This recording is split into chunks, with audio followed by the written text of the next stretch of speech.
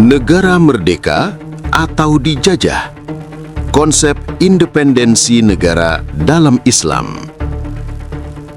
Banyak negara hari ini mengaku merdeka, punya bendera, punya presiden, punya parlemen. Tapi mari kita jujur sebentar. Apakah sebuah negara bisa disebut merdeka kalau hukumnya bukan milik sendiri? Kalau kebijakannya tunduk pada tekanan asing? Kalau arah politiknya ditentukan dari luar? Dalam Islam, kemerdekaan bukan soal simbol, tapi soal kedaulatan. Dan disinilah Islam berbeda total dengan konsep negara modern hari ini. Apa itu negara merdeka menurut Islam? Kitab Ad-Daulah Al-Islamiyah menjelaskan, negara yang benar-benar merdeka bukan diukur dari pengakuan internasional, tapi dari siapa yang berdaulat. Islam tidak menganggap negara merdeka hanya karena tidak dijajah secara militer. Kalau hukum dibuat manusia, kalau undang-undang bisa diubah sesuai kepentingan, kalau sistem hidup diambil dari asing, maka itu bukan kemerdekaan hakiki. Islam menyebutnya kehilangan kedaulatan. Kedaulatan versus kekuasaan. Dalam Ad-Daulah Al-Islamiyah, ada konsep penting yang sering disalahpahami. Islam membedakan antara as-siyadah, kedaulatan, dan as-sultan, kekuasaan. Kedaulatan bukan milik rakyat, bukan milik penguasa, tapi milik syariah. Sedangkan kekuasaan itu memang berada di tangan umat. Artinya, umat berhak memilih penguasa. Umat wajib mengkoreksi penguasa. Tapi umat tidak berhak membuat hukum.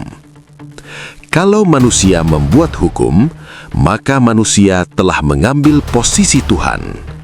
Dan ini bertentangan langsung dengan konsep negara Islam. Penjajahan gaya baru. Negara hari ini jarang pakai senjata. Negara bisa dijajah tanpa satupun tentara asing masuk.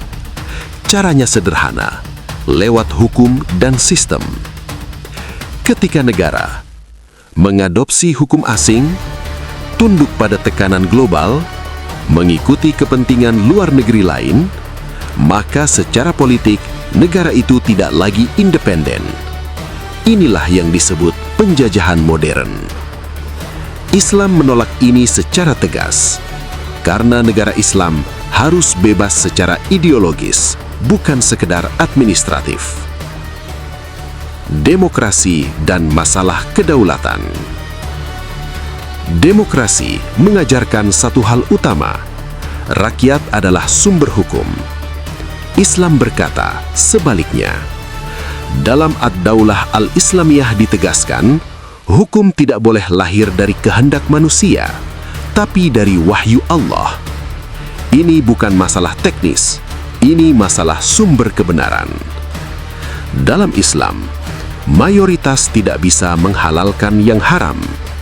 Voting tidak bisa membatalkan hukum Allah. Kepentingan tidak boleh mengalahkan syariah. Karena itu, demokrasi dan negara Islam berdiri di dua landasan yang bertolak belakang.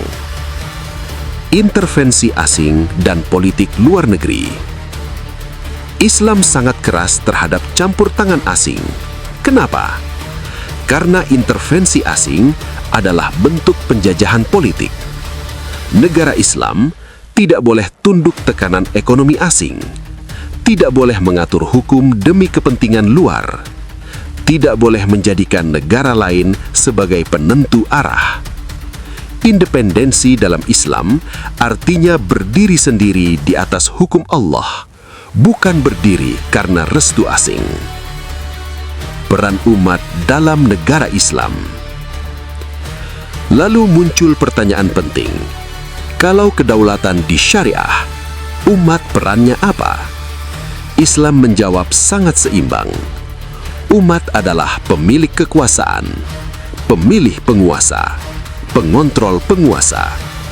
Tapi umat bukan pembuat hukum. Inilah bedanya Islam dengan otoritarianisme dan dengan liberalisme.